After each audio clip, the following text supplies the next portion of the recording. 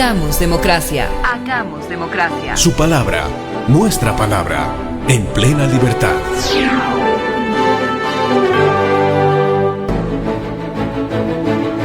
Quiero dar la bienvenida aquí en el estudio de Herbol al abogado Iván Lima, ex ministro de Justicia, con el que vamos a hablar de los temas del país y lo que está en este momento en el país, este domingo de Pascua. Bienvenido y felices Pascuas, doctor Lima. Gracias, José Luis. Igual a ti, al pueblo boliviano, un momento muy importante para los católicos. La Pascua de Resurrección es la fiesta más importante para nuestra iglesia y estoy convencido que vienen tiempos buenos para el país, así que es un honor estar siempre en Herbol. Es una casa que aprecio mucho. Bien, saltando la Pascua y la esperanza, quisiera comenzar con un análisis desde su punto de vista de lo que está pasando en el país. La pregunta es, ¿cómo llegamos a este momento? Usted que ha sido parte del gobierno, parte del gabinete del presidente Luis Arce, ¿cómo llegamos a este momento de crisis económica, crisis en la política, subida de precios, la gente va al mercado y se encuentra con precios que suben, en fin, ¿cómo llegamos? ¿Qué pasó en el gobierno? Usted que vio por dentro todo ello, para esto que es, en mi criterio, esto sí es un criterio mío, una especie de inacción del gobierno frente a todo esto que estamos viviendo los bolivianos. 21 senadores, 75 diputados. Luis Arce, cuando comienza su gestión de gobierno, tenía control de las dos cámaras y esto era una realidad incuestionable. El movimiento al socialismo había pasado de estar fuera del gobierno a ser la principal fuerza política del país. El presidente Arce, creo que muchos le auguraban que iba a salvar la sigla o que iba a tener una bancada que defienda a Evo Morales y al proceso de cambio, logra el 55% de apoyo. Eso no estaba en la agenda de Evo ni tampoco en la agenda de los políticos bolivianos. Este respaldo que le da el pueblo boliviano al presidente Arce con un 55% de apoyo lo hace en su condición de economista, una persona que había manejado el milagro económico boliviano y que había logrado dar respuestas en un momento crítico para los bolivianos. Hay que recordar que esa elección se suspendió por la pandemia, por el aislamiento en el que vivíamos y estábamos en un momento de inflexión muy duro, un fin de ciclo para Evo Morales y un fin de ciclo para todo lo que había representado una política de confrontación entre Evo, Camacho, entre La Paz y Santa Cruz, entre diferentes visiones. Es un tiempo de esperanza.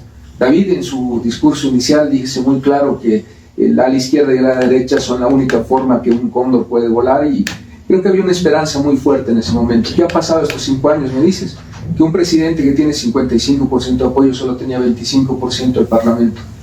Primer año concentrados en el GIE y en devolverle justicia a las víctimas de Sacaba Sincata, en la pandemia, muchos temas de coyuntura urgente del país. Primer y segundo año todavía hablando con Evo Morales, fotos en Sacaba, celebrando el cumpleaños de alguno de ellos entre arcistas y evistas, con una relación tensa, pero con una relación que nos permitía sacar leyes y avanzar en algo que es fundamental en una democracia, el Parlamento. Pero luego empieza a salir y a aflorar el sentimiento de los parlamentarios. Probablemente este sea el peor parlamento de la historia del país. Y yo le he hecho la gran responsabilidad del momento de crisis al Parlamento boliviano. Es un parlamento que ha recibido 1.000 millones de bolivianos en estos últimos años y que ha tenido presidentes de la talla de Israel Guaitari, que ha sido denunciado por una serie de delitos desde el inicio de su gestión. Que ha tenido gente que obraba coimas al frente de la Casa Grande y con una situación de falta de debate político democrático. El Parlamento nos ha acostumbrado a un enfrentamiento, lanzándose cosas, peleándose a golpes entre ellos, y en lugar de hablar, de dialogar, de hacer política real, había dejado de ser el lugar donde podíamos encontrar soluciones los bolivianos. Y por lo tanto es un Parlamento que no emite leyes, es un Parlamento que no aprueba leyes de créditos, pero tampoco aprueba leyes para proteger a las víctimas, tampoco aprueba el nuevo Código Procesal Agroambiental, fundamental cuando los bolivianos cada año hablamos de las quemas en el oriente, de la contaminación por mercurio, del grave daño ambiental que tenemos. Tenemos un tribunal agroambiental que no funciona porque no hay Código Procesal Agroambiental desde 2009. Tenemos Código de Comercio, decreto ley de Banzer. No han aprobado tampoco la reforma penal. Es un parlamento que no ha hecho su tarea, pero que no representa el voto del pueblo boliviano. 55% apoyo a Arce, 25% de parlamentarios arcistas en el Congreso. Una barbaridad muy grande esta semana. Un crédito que tiene un interés nominal del Japón al pueblo boliviano de $100 millones, 0,001% de interés, que nos dan el pueblo japonés para salvar una situación crítica que tenemos y que el Parlamento rechaza esta semana. Nos sobra tanto dinero a los bolivianos que no tenemos que aceptar un crédito prácticamente concesional. Ese es el Parlamento de Bolivia. Un Parlamento que no le interesa al pueblo boliviano. Es un Parlamento que nos ha llevado a esta situación. Y esta situación, te digo, es que no solamente que no aprueba leyes, sino que no designa. Un fracaso total la elección judicial, con parlamentarios tocándose la oreja para soplar las preguntas, con parlamentarios permitiendo que gente que estaba totalmente descalificada sea habilitada, o siendo suspendido por otro órgano del Estado. Y eso es un tema menor, porque yo quiero preguntarle al pueblo boliviano si sabe que el presidente del Banco Central sale del Parlamento, el presidente de Yacimiento sale del Parlamento, el Contralor General del Estado sale del Parlamento. No han hecho ni siquiera su tarea fundamental de elegir, de designar. Y la otra tarea que tienen ellos, leyes, el tema de la elección y el tema de la censura a ministros o la fiscalización. ¿Qué caso ha llegado a los oídos del pueblo boliviano investigado seriamente por los parlamentarios? ¿No son acaso ustedes, los periodistas, los que tienen que hacer el trabajo de los parlamentarios? ¿No es el activismo de mujeres como María Galindo y otras personas que terminan denunciando los hechos de corrupción? ¿O han visto seriamente algún caso de fiscalización que haga la Asamblea? Con menos herramientas, un periodista denuncia, investiga y logra muchas veces resultados o procesamiento. El Parlamento tiene 1.000 millones de bolivianos y no ha cumplido el rol de elección, de fiscalización ni de designación. Ese es el problema que tenemos en el país. Ahora, en esto del Parlamento tan inoperante, que es el concepto, ¿qué habrá pasado? Esto que declaró el ex general Juan José Zúñiga, en sentido de que en un momento el presidente Arce había pensado en cerrar el Parlamento, ¿va por ese camino? ¿Hubo ese momento en el que se pensó neutralizar al Parlamento cerrándolo? Mira, yo el 26 de junio era el ministro de Justicia y yo te puedo decir que si algo debimos haber realizado inmediatamente es la destitución de Zúñiga. El mismo día que violó la Constitución, los militares no deliberan. Y el momento en el que en un programa televisivo él se puso a deliberar y a anunciar que iba a detener ciudadanos bolivianos, así sea Evo Morales o cualquiera, había violado su juramento respecto a la Constitución y correspondía que sea destituido inmediatamente. Si algo creo que se hizo mal es no haberlo destituido inmediatamente a las pocas horas o minutos de que hizo esas declaraciones. No debió haberse quedado 3 días prácticamente. Creo que Zúñiga es un ejemplo de que la institucionalidad sirve y nunca debes premiar al último de curso. Él es de los últimos de su curso. Seguramente que el primero de curso ha sido un golpe de Estado serio. Este fue un golpe de Estado porque el momento en el que sale la primera tanqueta del Gran Cuartel sin orden de su capitán general, sin orden de su ministro de Defensa, es un golpe de Estado. Los militares jamás pueden sacar un arma sin autorización del poder político del presidente del Estado, del capitán general. El momento que Zúñiga cruza a la avenida Saavedra y sale del Gran Cuartel del general sin autorización, que no la tuvo, comete un golpe de Estado. Pero hay golpes de Estado terribles en la historia del país, con muertos, con sangre, con una situación muy triste para el pueblo boliviano. No quiero comparar golpes de Estado buenos con malos, sí, pero este fue un golpe de Estado chapucero, fue hecho por el último de curso, por un hombre ignorante que tenía muy poca formación, que cuando dialogabas con él te dabas cuenta de que lo único que tenía en su despacho eran estatuas de Juana Zurduy que regalaba a diestra y siniestra y que no hacía nada más ahí. Un hombre totalmente descalificado por sus compañeros. Ningún militar te va a hablar de que era Zúñiga el líder al que iban a seguir, y claramente muy poco inteligente, muy limitado. Entonces hizo un golpe de Estado a la altura de Zúñiga, un golpe de Estado mal hecho, pero un golpe de Estado al fin. Planteabas una pregunta que hay que responder. El Fujimorazo, en términos de la historia latinoamericana, es cuando el presidente Fujimori decide ser un dictador y anula los otros poderes del Estado, especialmente el Parlamento. Esto que están planteando ahora en una manera bastante irregular Zúñiga y otros comentaristas, es un despropósito total. Si hay un hombre que ha respetado al Parlamento, pese a todo lo que le ha hecho el Parlamento, es Luis Arce. Y eso yo te puedo dar fe. El momento, el 26 de junio que se producen estos hechos, lo que hicimos es defendernos con las armas de la democracia. Hablar con el presidente Haseldorfer, con el presidente Franco, con los empresarios, con los gobernadores. El gobernador Montes ayudó mucho a organizar a todos los demás gobernadores, con los alcaldes. Tú recuerdas el alcalde Arias en la Plaza Murillo, hablando con los militares, hablando con la gente que se estaba llegando a la Plaza Murillo. La alcaldesa Eva Copa en el Alto, bloqueando todas las calles de la ciudad del Alto para que no llegue ninguna tanqueta. Una gran movilización social. Lo que hizo el gobierno del presidente Arce en ese momento del 26 de junio es desbaratar un golpe de Estado con apoyo del pueblo boliviano. Y eso te lo van a decir todos los actores con los cuales hablamos, conversamos, dialogamos y le dimos una solución en democracia. El presidente le dio un mensaje al país con su gabinete a primera hora, anunciamos y dijimos que era un golpe de Estado. El presidente habló con los que tenía que hablar. La gente de Cancillería actuó conforme tiene que hacerse. Se iba a activar mecanismos internacionales y nacionales, y de ninguna manera un presidente que está anunciando al país y fuera del país que hay un golpe de Estado se le iba a ocurrir hacer algo como un Fujimorazo. Esto muestra la calidad y la talla humana de Zúñiga, nada más. Ahora, respecto al presidente, suele actuar en política, no hay que pestañear, no tienes que pestañear porque el rival se aprovecha de eso y te da golpes duros. Y creo que esto, otra vez, en este momento ha surgido la idea de que eso no fue un golpe de Estado, sino un autogolpe o un movimiento que fracasó por X, Y, Z razones, pero la oposición le está pidiendo explicación al presidente Arce sobre si había o no esa intención de cerrar el Parlamento. Y el presidente Arce no dice nada. Es más, la viceministra dijo que no iban a hablar del tema porque iban a interferir el tema judicial, pero yo creo que sobre el tema de cerrar o no el Parlamento no interfiere en el tema judicial, ¿o no es así? Hay varios temas que tocas que me gusta hablarlos contigo. La política comunicacional de un Estado tiene, en Bolivia especialmente, que cuidar mucho la independencia de los jueces.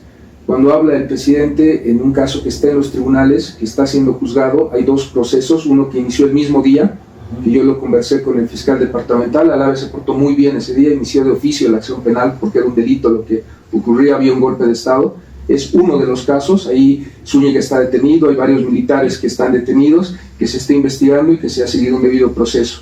Luego viene este otro caso del cual te refieres, en el cual se ha citado como testigos, no como imputados, a una serie de personas de opinión pública, y también se ha detenido a la abogada Balda, con el cual yo ya me he pronunciado. Estoy totalmente discrepo de esa orden fiscal que se ha dado y la manera en la que se ha operativizado. No es el tema, pero te decía que la política comunicacional tiene que tener el cuidado de no interferir en la independencia de los jueces.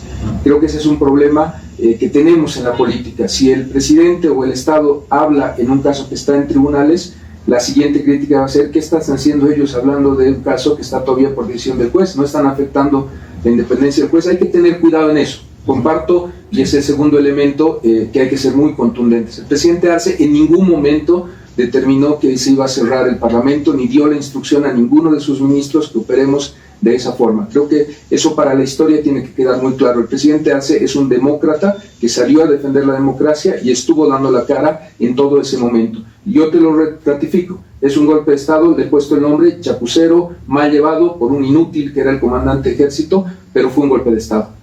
Se configuró el tipo penal, fue mal llevado, y con el apoyo del pueblo boliviano logramos conjurar ese golpe de Estado, que no se dé el golpe de Estado, con unidad de los bolivianos, con diálogo entre todos, con las armas de la democracia. Fue una muestra de que podemos actuar bien.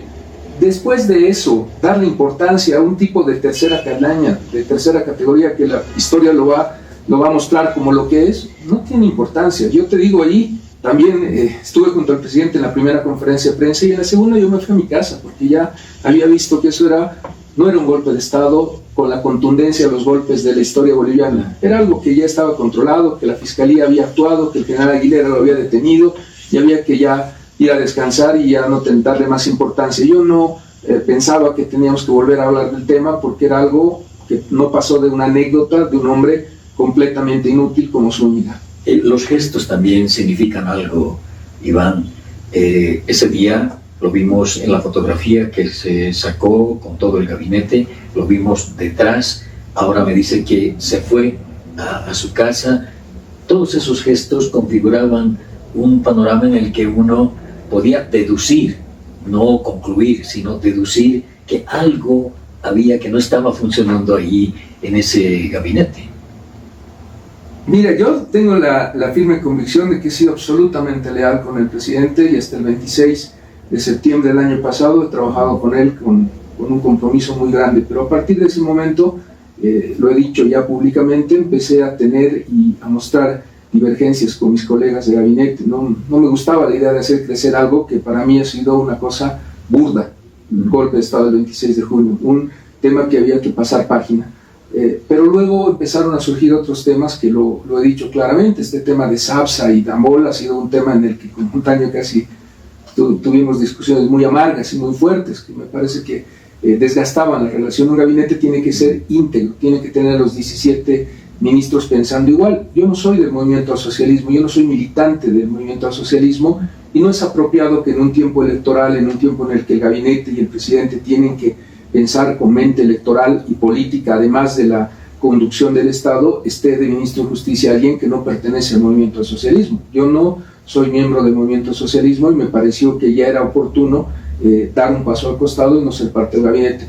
Es porque yo discrepo con ellos, no, son mis amigos, son mis compañeros, son personas con las que voy a estar siempre en el mismo lado de la trinchera, si me permites, pero cuestiono cosas. Cuestiono la detención de Cucho, de Humberto, porque yo soy una persona que milito en el tema de derechos humanos y no se puede criminalizar la protesta social. No me gusta para nada que el ministro de Gobierno muestre el cartel de aprendido a la gente, y menos me gusta que afecten la libertad de expresión. Eso lo puedo decir, me siento por eso más cómodo, y no significa eso que deje de hacer política. Pero nunca me vas a ver al lado de Tuto o al lado de Samuel. Si me ves haciendo política, me verás al lado de Bacopa o al lado de algún movimiento de la izquierda boliviana. No voy a ser parte de un movimiento que esté en contra de los valores del Estado plurinacional de Bolivia. Creo que eso es lo que me identifica con la política. Estamos hablando, Iván, de los temas que importan al país.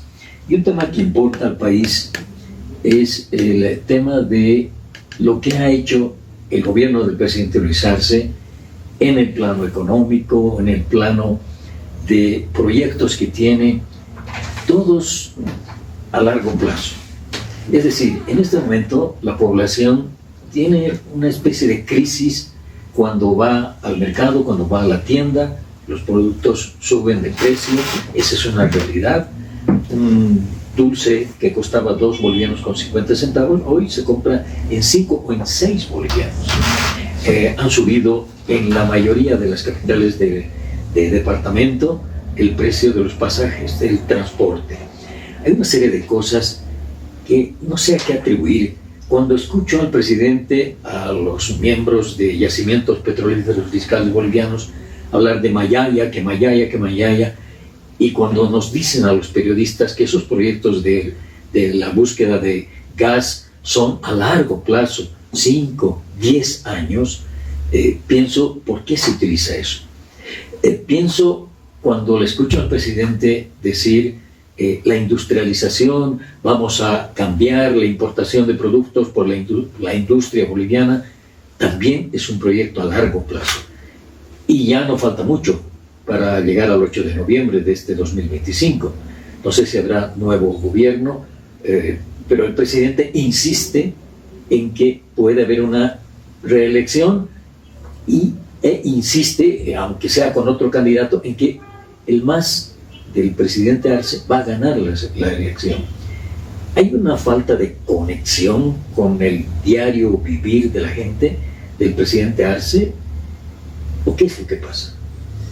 Creo que el presidente Arce tiene una lectura que es real en la política boliviana. Las encuestas que tenemos el día de hoy no son encuestas que ningún estadístico te va a decir que son concluyentes. La encuesta real se va a dar a partir del 18 de mayo, cuando sepamos quiénes son los candidatos. Cuando tengas la papeleta y sepas qué partidos van, vamos a saber dónde está lo Nacional Popular. Sabemos que lo Nacional Popular representa al menos un 30% del voto del país, es un voto identitario, es un voto que vota por el MAS en este tiempo, por lo que significa el Estado plurinacional, y puede llegar a un 40%, sin mayor problema. Quizás no llegue al 64% histórico o al 55% de Luis Arce en la última elección, pero fácilmente puede llegar al 40%. Lo Nacional Popular representa un 40% y ese es un dato constitucional. El segundo tiene que tener por lo menos 30 más 1, Sí. porque si no el MAS es gobierno en primera vuelta. Sí. Y la realidad me dice que Tuto, Samuel y Manfred no van a bajar su candidatura. Chía está intentando ingresar. Tienes al menos 4 personas que tienen que dividir el 60% del voto, cada uno al 15%, o alguno un poquito más, un poquito menos. Tendrán bancadas parlamentarias, pero van a hacer que el Movimiento Nacional Popular se llame MAS, se llame Morena de Bacopa, se llame Félix Pazzi o una unidad de la izquierda boliviana, termine con ese 40%. Si a eso le sumas que Andrónico, que nunca se sabe si es o no es candidato, o Evo Morales, del movimiento cocalero, sea parte de la elección en un bloque, gran bloque de unidad de la izquierda, tienes al movimiento al socialismo en el gobierno en los próximos 5 años. Eso no es una desconexión de la realidad, es una conexión con la realidad. La izquierda boliviana representa entre el 30 y el 40% sin mucho esfuerzo. Hay un voto identitario en el país que no va a elegir por ningún motivo lo que le está vendiendo Samuel, Tuto y Manfred al país. Vamos a eliminar la política social del gobierno, del movimiento al socialismo, vamos a eliminar el Estado plurinacional. Lo que tiene que entender el político boliviano es que la realidad no termina en los cafés de San Miguel o en los paseos de las diferentes ciudades bolivianas. No es clase media y clase alta únicamente. Es un factor importante y hay que unirlo y hay que integrarlo, y son las alas de las que habla David, es la unidad del pueblo boliviano, es el diálogo. Pero hay una realidad en el país de lo Nacional Popular que va a tener representación. Pensar que lo Nacional Popular no va a tener participación y no va a ser parte de esta elección, bueno, eso sí es una desconexión con la realidad. Lo Nacional Popular tiene una mirada nueva a partir de Eva Copa y de Morena, y seguramente el rol de Andrónico va a tener que definirse, y el rol de los demás líderes de la izquierda boliviana, que a diferencia de Tuto, de Samuel o de Manfred, que ya están rondando los 70 años y son una clase política que es bastante antigua, no es una clase novedosa, tiene gente nueva. La izquierda boliviana sí tiene gente nueva, lo tiene Andrónico, lo tiene Adriana, la tiene Eva, lo tiene Manuel, tiene mucha gente que en este momento va a hacer política en esta elección. Pero en este momento el movimiento popular Sí. Está dividido también. Es decir, cuando se habla de Andrónico Rodríguez o de Adriana Salvatierra, es decir, Sí. está hablando, o Eva Copa, son 3 cosas diferentes. Sí, pero esas personas hablan, Sí. y han sido compañeros y dialogan. Pero Y la idea de este momento político del país es que hasta el 18 de mayo puede haber muchas sorpresas para el país. Yo creo que aquí lo Nacional Popular también va a tener algo que le ha costado la sigla Juan del Granado, el voto útil.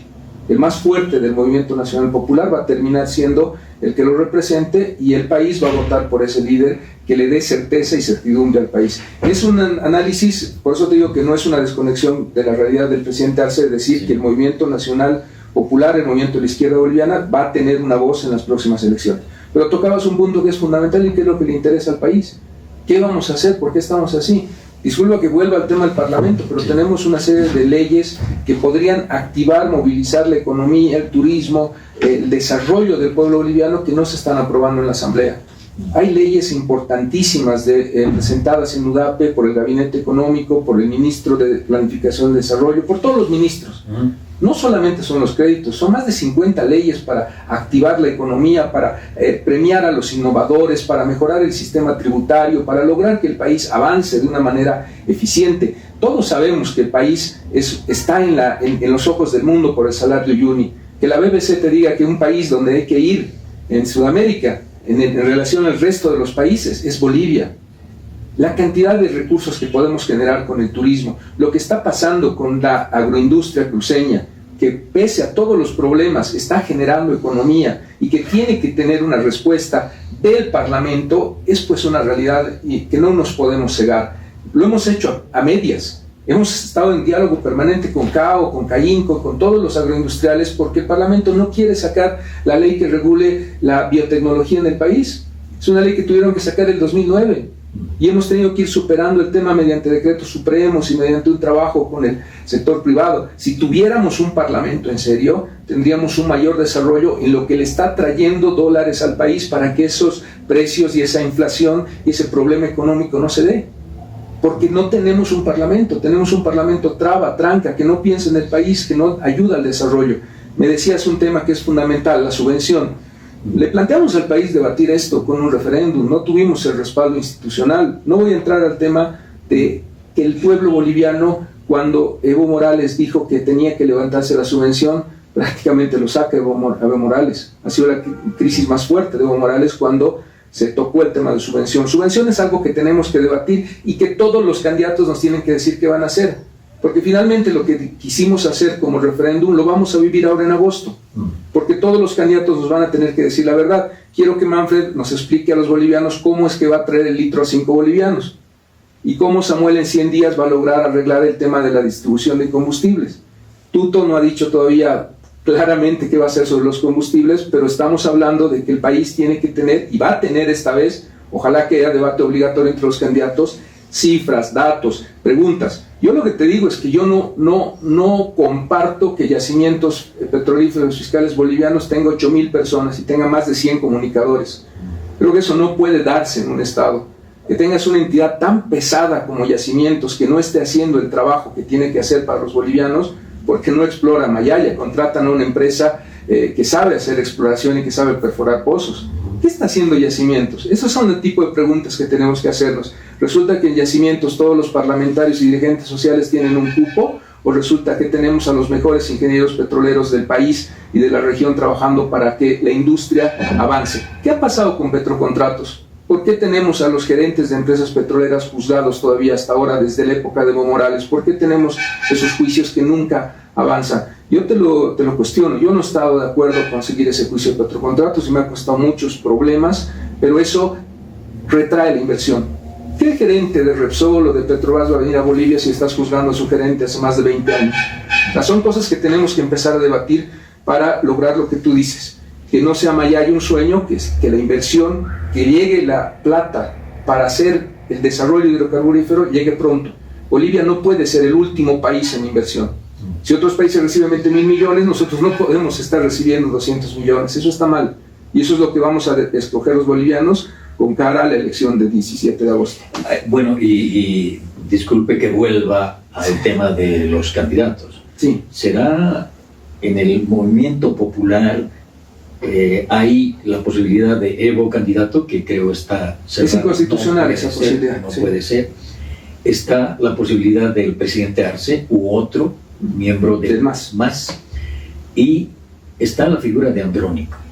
No veo más allá. Morena de Bacopa. Morena, que se va a postular. ¿Usted tiene algún dato? Félix Pazzi, Movimiento Tercer Sistema.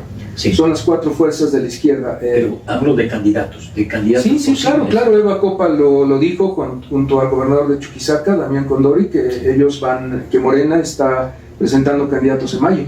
Ella ha sido muy responsable porque, de acuerdo al calendario electoral, los candidatos se presentan el 18 de mayo y definitivamente Morena, que es un movimiento al que yo sigo y al cual apoyo con mucho compromiso con la alcaldesa del Alto. Me parece que es una mujer valiente que en 2019, junto a otros políticos bolivianos, nos sacó de la crisis y lo hizo de una forma muy eficiente con su rol de presidente del Senado.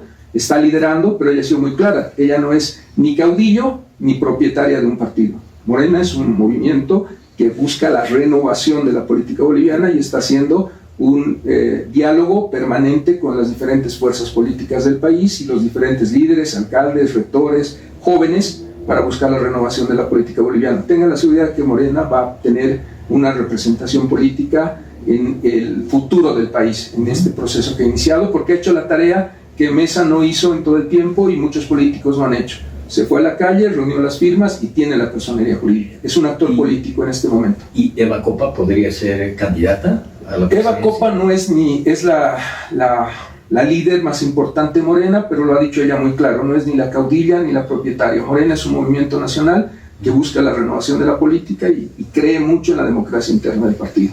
¿Y qué me puede decir de la figura de Andrónico Rodríguez, que ya se presentó en Santa Cruz con zapatillas Nike, con peinado juvenil?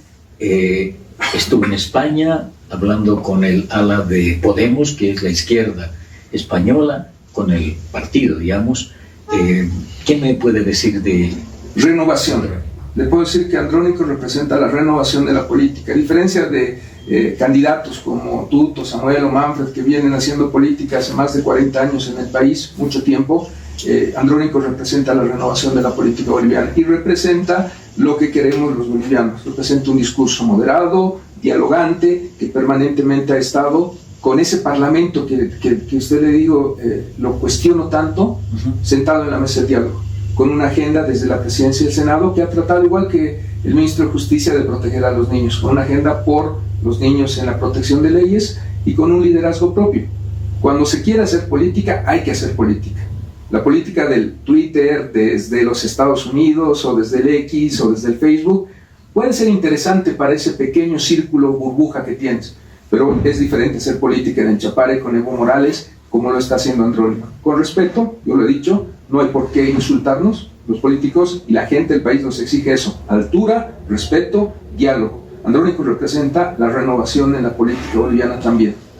¿El presidente Arce tiene alguna opinión sobre Andrónico Rodríguez? Yo el 26 de septiembre, desde el 26 de septiembre no puedo hablar con el presidente Arce. Hasta el momento en el que yo fui su ministro, el presidente Arce tenía un diálogo con los presidentes de cámaras institucional muy respetuoso, como ha tenido con todos los políticos bolivianos. Aquí hay una cosa: Andrónico Rodríguez ha encabezado todo ese freno que le han puesto a las leyes en el Parlamento, porque responde a Evo Morales, que es quien instruyó hacer ese bloqueo en el Parlamento.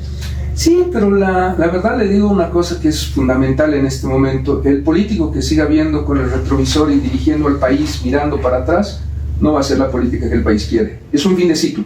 Se tienen que jubilar todos los políticos que han estado 40 años haciendo política. Es la última oportunidad que tienen muchos de ellos para ser presidente o vicepresidente, pero el país va a continuar y la continuidad del país está en ese liderazgo de nuevos políticos que están buscando el diálogo, que están contestando al teléfono y que están hablando entre ellos. Creo que esa es la nueva política que el país quiere: la renovación de la política, pero principalmente el diálogo entre los bolivianos. No es nuestra pelea.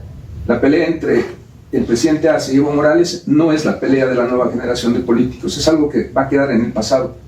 Se va a hablar de eso hasta el 8 de noviembre. Después del 8 de noviembre viene una nueva clase política, en la derecha, marcada por 4 liderazgos que pueden tener 15, 20%, y que van a tener que hablar porque ninguno va a poder aprobar una ley si no habla. Y el Bloque Nacional Popular, que puede ir unido o no, pero que yo veo en el liderazgo de todas las personas que están en este momento ahí, con una fuerte convicción de la unidad, como un factor que nos lleve a algo que quieren los políticos y que no está mal, es el gobierno. Y tienes en este momento a un pueblo que está deseoso de renovación, de que haya un nuevo liderazgo en la política boliviana. Y Andrónico ha sido muy claro: nada que ver con Luis Arce, no quiero, no lo voy a apoyar. ¿Eso cómo se salda en el movimiento popular? Con diálogo, cerrando y cediendo mucho en las posiciones que tenemos. No necesariamente. Yo lo que creo, y estamos en un día en el que nos ha mostrado Jesús en la cruz y en todo lo que significa el cristianismo y el catolicismo, algo que es no mirar atrás, mirar adelante. Creo que el perdón, y voy a decir, el que tire la primera piedra, el que sea el que no tenga ningún pecado, porque es muy fuerte evangélicamente, pero yo no voy a estar mirando al pasado. Yo quiero que el país le vaya bien, que el país sea un país nuevo, y eso es lo que quieren los bolivianos. Iván, en la última parte, el tema de la justicia, el tema de las elecciones, que se mezcla con la justicia. Hace unos días, el diputado Israel Guaitari presentó se dice... Acción de inconstitucionalidad abstracta. Sí, para... binomio paritario. Sí, que el presidente sea varón y una mujer, la vicepresidenta, o al revés.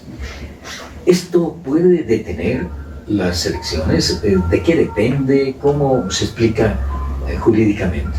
No, definitivamente no puede detener las elecciones. Es una medida cautelar que se ha pedido para que el reglamento, un artículo del reglamento de elecciones sea modificado por el órgano electoral y se habilite esta posibilidad.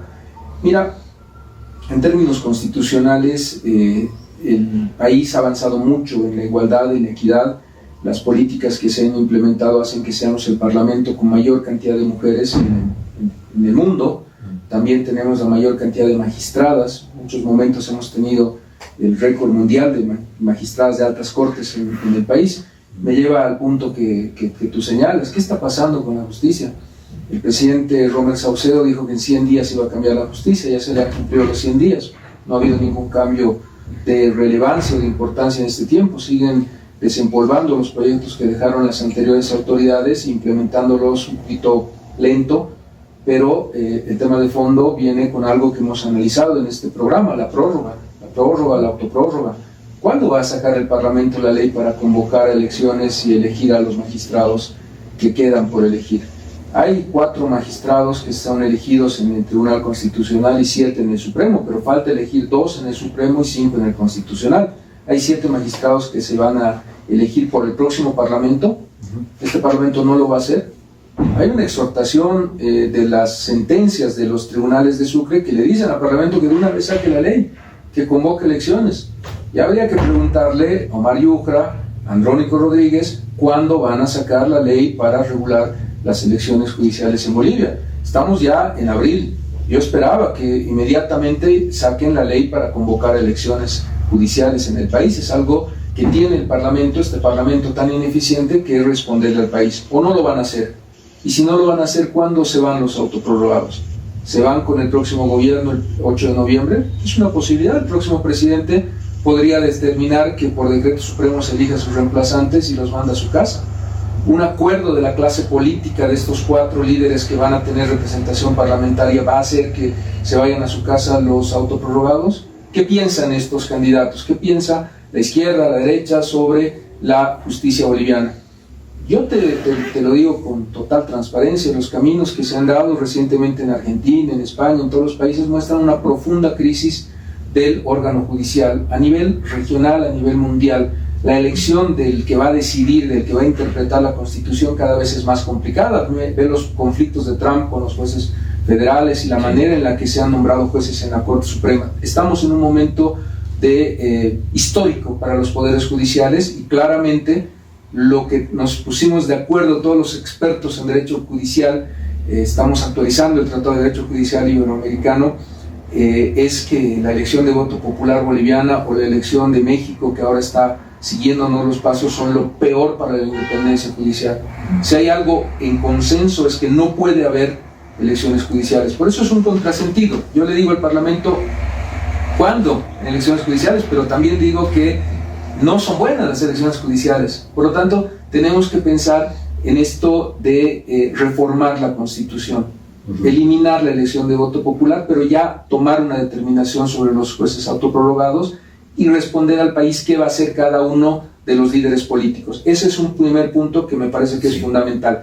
El segundo punto que has tocado es el de Guaitari. En términos constitucionales es inadmisible que se dé esa determinación. Si esa determinación saliera, el tribunal estaría prevaricando.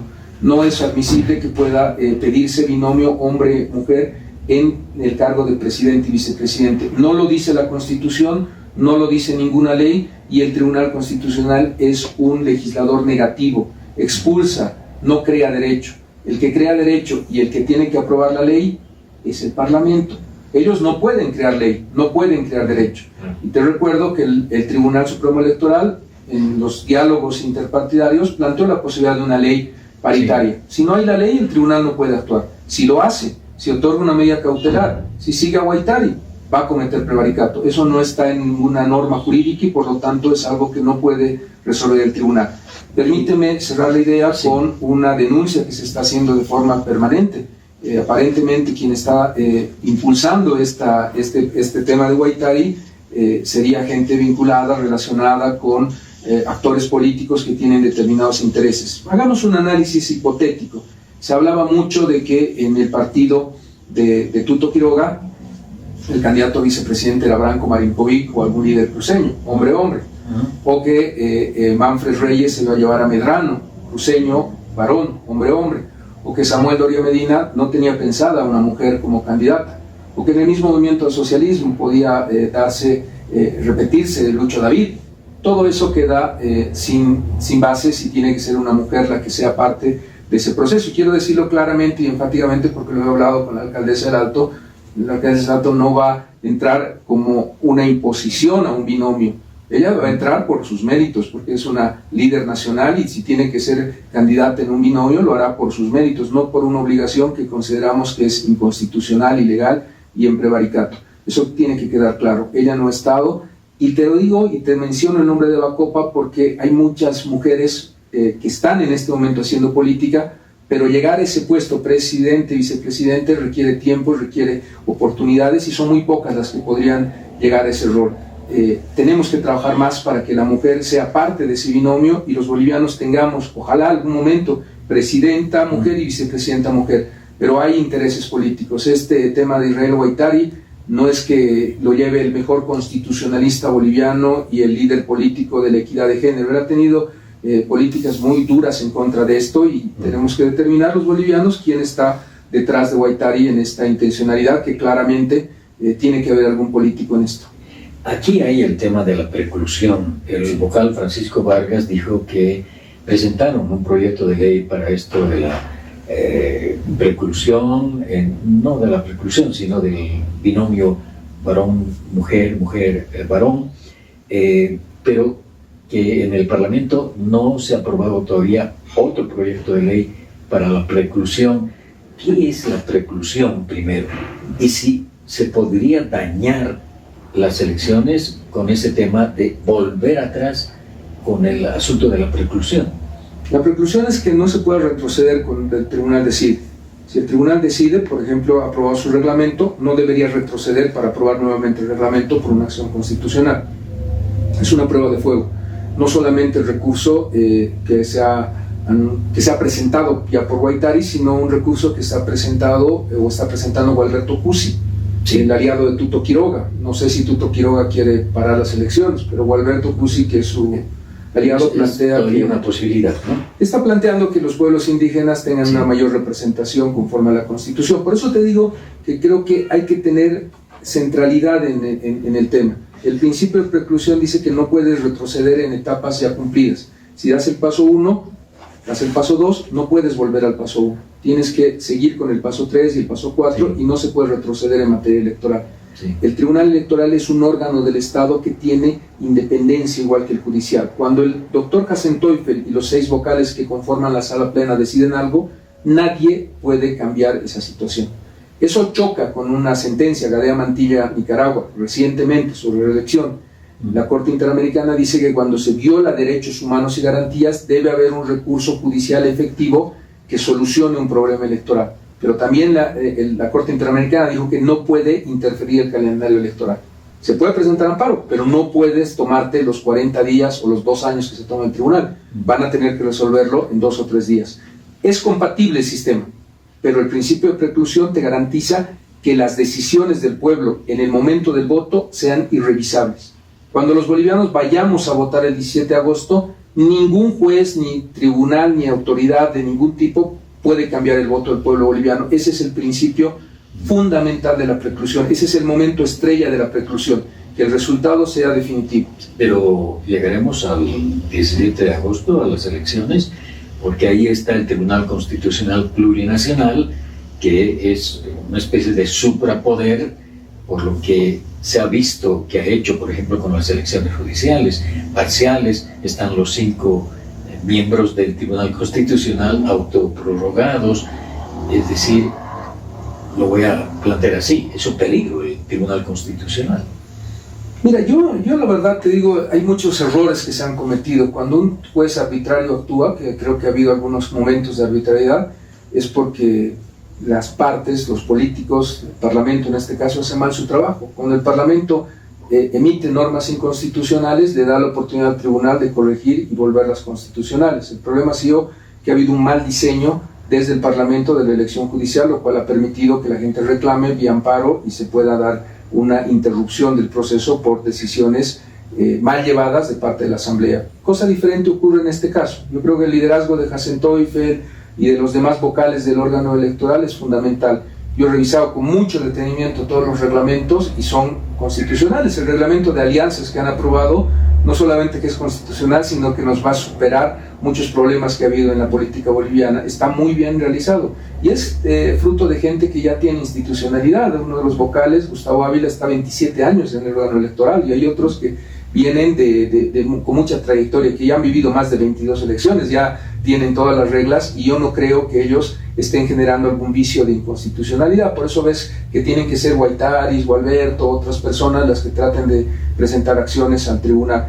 Y creo que la clase política tiene que ser muy clara, tiene que decirnos y tienen que hablar los candidatos a presidente y tienen que decirnos qué van a hacer el 8 de noviembre.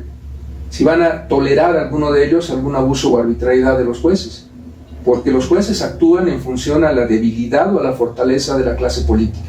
Y yo te digo, el pueblo ya no está esperando que sus candidatos a presidente y los políticos y los partidos le digan que el 8 de noviembre esto va a volver a la normalidad, que no vamos a tener un grupo de jueces que quiera hacer lo que quiera, que si se tiene que hacer algo es con el voto de la gente y con su respaldo, y si el pueblo boliviano lo elige y los candidatos van a decirle que van a acabar con esta prórroga, que van a acabar con esta arbitrariedad, va a tener el político que recibe esos votos el respaldo para poner orden. Y orden es volver al cauce de la Constitución. No es hacer juicios arbitrarios ni amenazar, es que respeten la Constitución. Magistrados, tribunos, vocales y políticos. Y esto está en manos del pueblo boliviano. Hay que preguntarle a los políticos qué van a hacer con los autoprorrogados el 8 de noviembre. Todos los candidatos deberían hablar sobre lo que van a hacer con respecto a esa situación del país, como muchos otros temas. Creo que hay momentos en la política boliviana y ojalá que haya mucho debate entre los candidatos, nos va a permitir a ustedes, a los periodistas y a los políticos hablar sobre nuestra propuesta del país. ¿Podemos firmar ante la audiencia de la red Herbol que van a haber elecciones el 17 de agosto? Mira, yo voy a hacer mi máximo esfuerzo como ciudadano, ya no soy autoridad de Estado y como parte del proceso político boliviano con el cual estoy comprometido, creo que tienes mi compromiso de que deberíamos tener todos los bolivianos esa firme convicción. Y yo no he escuchado a un solo político, ni en el gobierno, en el del presidente Arce, ni en ningún otro lugar que no esté pensando en hacer elecciones el 17 de agosto. El pueblo boliviano no va a tolerar que no haya elecciones el 17 de agosto. Si hay algo que mueve a los seres humanos es la esperanza. Y hay una luz de esperanza el 17 de agosto, de que las cosas cambien, de que la política se renueve, que tengamos un nuevo país. Y eso no se lo puedes quitar al pueblo boliviano. Eso es fundamental. 17 de agosto es algo que al que se le ocurra interferirlo, no va a enfrentar solamente a los políticos y a los abogados, va a enfrentar al pueblo boliviano. Esto es intolerable. Solamente pensar que no haya elecciones es algo que es repulsivo, que no debería ocurrir y que todos tenemos que trabajar para que no se dé. Bien, yo quiero agradecerle y comprometerlo para volver a conversar una vez que los candidatos estén ya inscritos en el Tribunal Supremo Electoral. Yo le voy a agradecer y espero que sigamos haciendo lo que se hace en este programa, ¿no? La parte fundamental de hacer democracia es el diálogo, hablar y explicar y dar argumentos a la población. Eso tranquiliza y le da seguridad al país de que este país está yendo en un fin de ciclo, pero con renovación, con la palabra renovación como eje de la política boliviana. Hay que jubilarse algunos y darle paso a las nuevas generaciones. Muchas gracias. A las órdenes siempre.